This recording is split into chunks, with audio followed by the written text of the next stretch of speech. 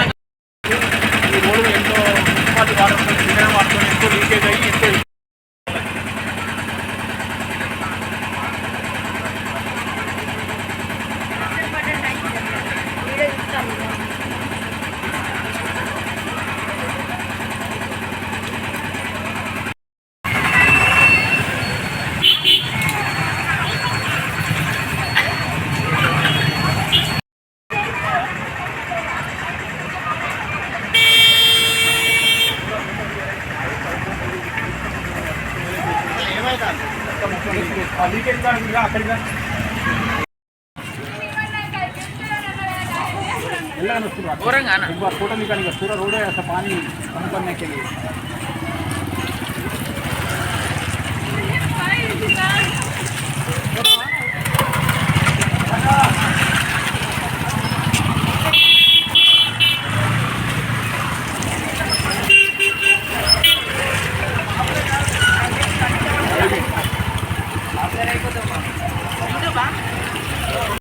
బెల్లంపల్లి పట్టణ మందు 29వ ward postal బస్తీ అందు రోడ్డు పంపుల లీకేజ్తో ఎంతో అధ్వానంగా తయారయ్యి ఆ యొక్క ఇబ్బందిని ఎవరు పట్టించుకోలేదు. స్కూల్ పిల్లలు వాళ్ళ యూనిఫామ్లు నడుద్దామన్నా కూడా ఒక్క రోజులో అవి బురదమయం అవుతున్నాయి.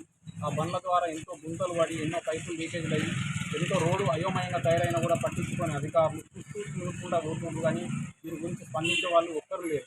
కాబట్టి దయచేసి దీన్ని వెంటనే స్పందించి ఈ యొక్క రోడ్డు నిర్మాణాలు తొందరగా చేయాల్సిందిగా యాజమాన్యాన్ని కోరుతున్నాను.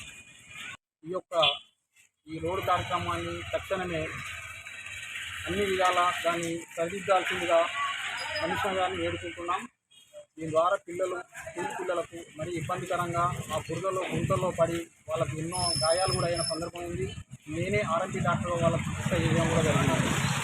కావున తగు చర్యలు వెంటనే చైర్మన్ గారు దీన్ని స్పందించాలని కోరుతున్నాం.